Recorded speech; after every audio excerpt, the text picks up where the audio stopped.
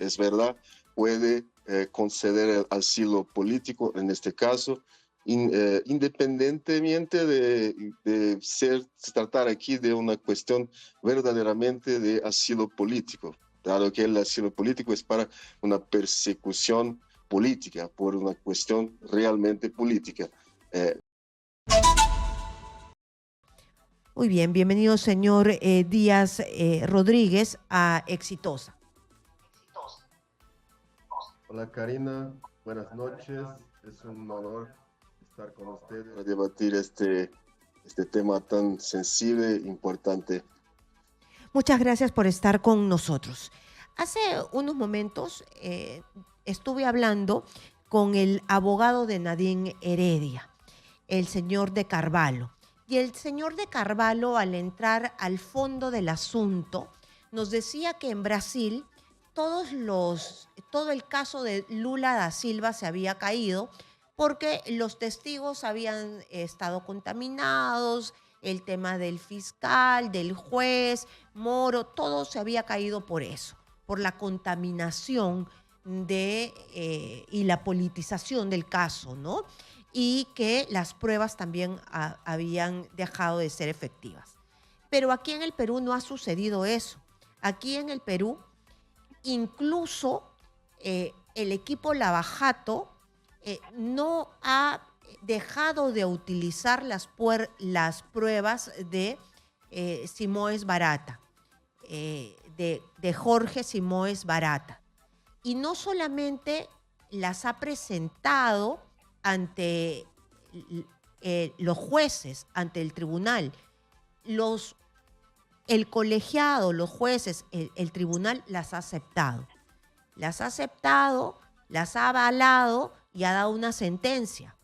Las ha valorado y ha dicho, sí, Nadine Heredia y Ollanta son culpables en primera instancia.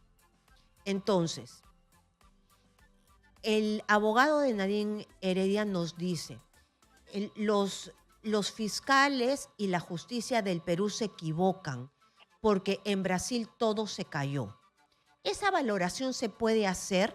Es decir, ¿el Perú se equivoca porque Brasil ya determinó que está mal? Bien, esta es una cuestión muy sensible en Brasil, pero en verdad si nosotros nos atentamos a la situación efectiva del proceso penal de Lava Jato en Brasil, la verdad es que muchas de las condenas, no solamente de Lula, pero muchas personas, se han basado en no solamente pruebas incuestionables, pero muchas confesiones, lo que en Brasil llamamos de la delación premiada, o sea, cuando el acusado se dispone a traer pruebas al caso, en cambio de haber una reducción de su condena o algo en este sentido. Entonces, todas las instancias jurídicas de Brasil, la primera instancia, los tribunales de recursos, de apelación y mismo el Superior Tribunal de Justicia de Brasil, estas instancias judiciales han tenido la oportunidad de apreciar la legalidad de los actos del proceso penal, del sistema de justicia penal. Entonces, para la población brasileña, para la opinión pública, vamos así decir, no hay duda de lo que se ocurrió, porque no se está aquí a hablar solamente de pruebas que la policía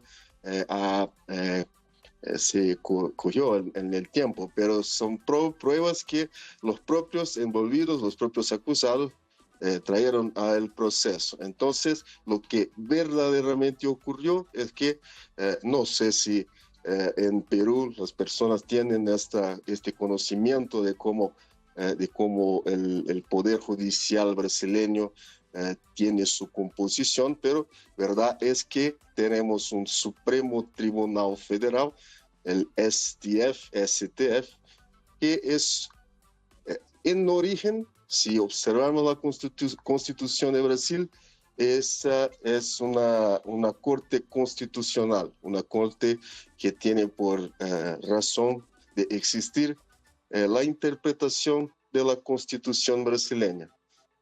Pero los 11 jueces, los magistrados que son los ministros del STF, ellos son nombrados por el presidente de la República y nombrados así por políticos. Entonces, con el cambio de los poderes políticos en Brasil, se cambiaron también los ministros del Supremo Tribunal Federal de Brasil, y en una estrategia, podemos así decir, una estrategia para de alguna manera permitir que Lula da Silva volviese a ser presidente, para que pudiera candidatarse como presidente, por una cuestión puramente formal en el proceso.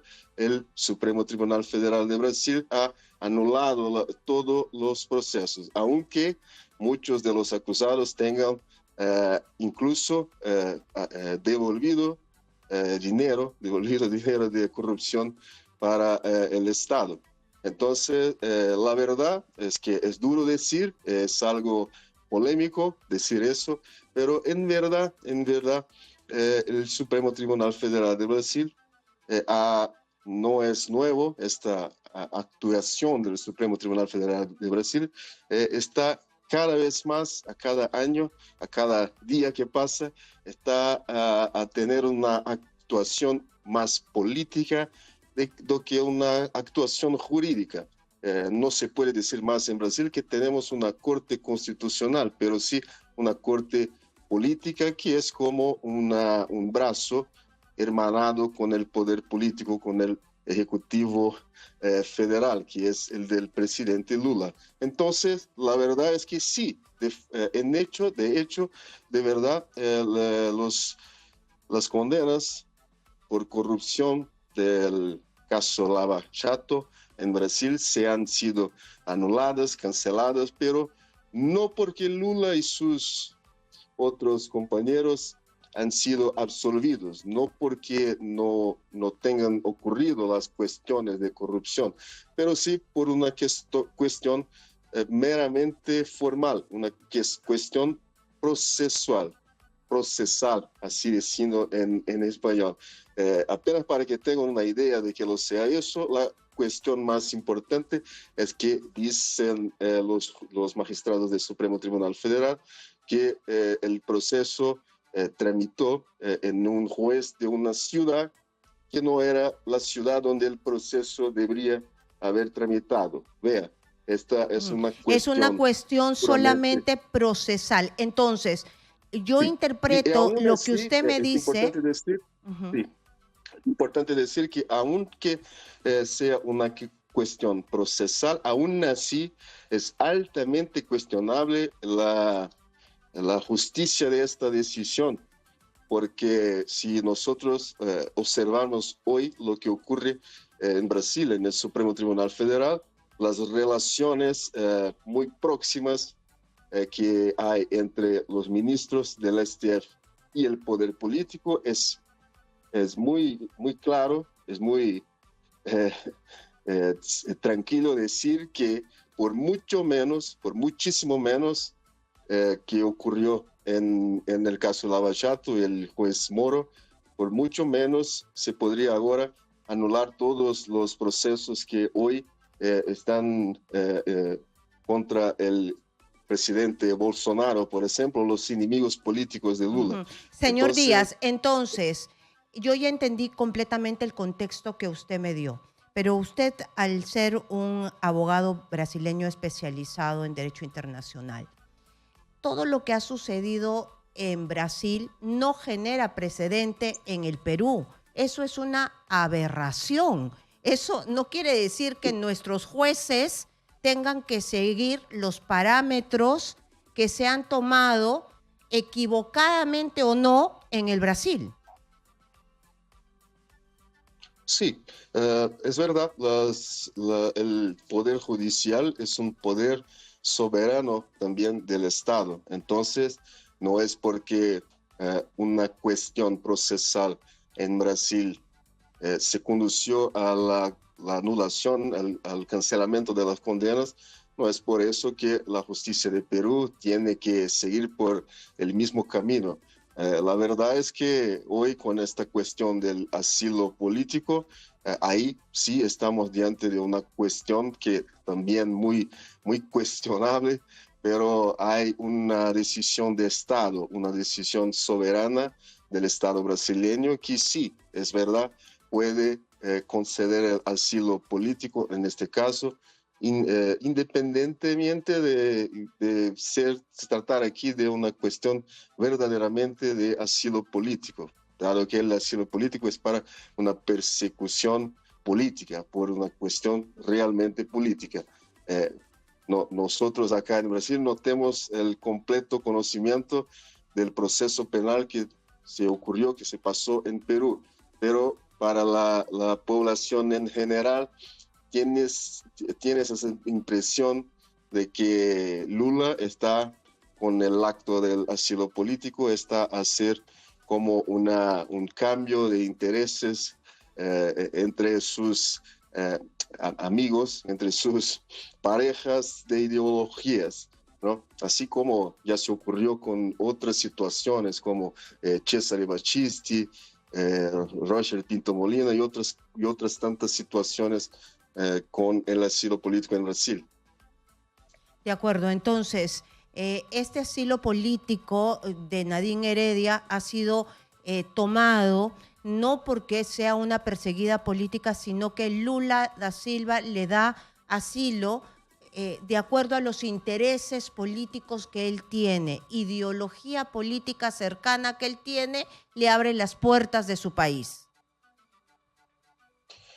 Esta es la visión que la población de Brasil en general tiene hoy de esta cuestión, porque nosotros en Brasil ya conocemos toda la historia de Odebrecht, de Lava Jato, eso no es nuevo para la población brasileña, pero claro, la ley brasileña permite que el jefe del Poder Ejecutivo, el presidente de la República, conceda el asilo político. No hay que justificar, no hay que tener grandes justificativas o cualquier otra cosa más especial, sino una decisión soberana política que Lula da Silva podría dar a cualquier persona que lo solicitara el asilo político en Brasil. Pero la realidad sabemos también, y ahora hablando aquí de derecho internacional, la verdad es que la herramienta, el Instituto del Asilo Político fue creado como una protección otorgada al Estado, en este caso el Estado brasileño, a extranjeros que enfrentan persecuciones políticas por sus opiniones y todo eso. Entonces sí, es posible que una persona que esté condenada en su país por un crimen de corrupción, por un delito de corrupción, de lavado de activos y otros crímenes, delitos comunes, podemos así decir, es posible que esta persona defenda la idea, argumente que esta condena es una consecuencia de una persecución, de una perseguición política. Pero así también por la ley brasileña, por ser una decisión soberana del jefe del Ejecutivo, del jefe de Estado, no es algo que se pueda contestar, que se pueda discutir tras un punto de vista jurídico. De acuerdo. Y lo que se puede hacer algo desde el Parlamento, porque he visto que diputados brasileños solicitan al canciller de Lula información. ¿Solamente se puede pedir información o se puede ir más allá? Bien, en el punto de vista jurídico, en el punto de vista de actos que se pueden atingir el nivel más de ejecución de un acto, la verdad es que poco se puede hacer. Lo que los diputados de Brasil pienso que están a hacer en este momento es convertir esta cuestión al mismo campo por donde se asume la decisión del asilo, o sea, para el campo político. En este momento, Lula da Silva en Brasil no está en un gran momento de popularidad y él ainda tiene, creo, un año y más algunos meses de su mandato como presidente. Entonces, esta cuestión seguramente va a ser una cuestión que los diputados brasileños, los de la oposición, que cada vez más, están con más volumen en sus voces, es algo que va a ser trabajado en este campo político. O sea, los diputados van a intentar hacer con que la población se dé cuenta de lo que está ocurriendo y que esta decisión de Lula de conceder asilo político alegadamente, supuestamente, a una persona condenada por un crimen común, que esto se convierta en algo en el campo político, porque esta decisión política de Lula puede ser revocada por un nuevo presidente. Entonces, la verdad es que si, así como se ocurrió con el caso Battisti, el italiano Battisti, cuando fue revocado su asilo político, cuando el presidente Temer asumió la presidencia de Brasil, creo que la intención de los diputados brasileños va en este mismo camino, o sea, de acuerdo, de intentar hacer frente, sí. Ha quedado claro. Muchísimas gracias. Nos ha quedado claro su explicación. Ha estado con nosotros Julián Enrique Díaz Rodríguez, abogado brasileño especializado en Derecho Internacional. Muchísimas gracias por estar con nosotros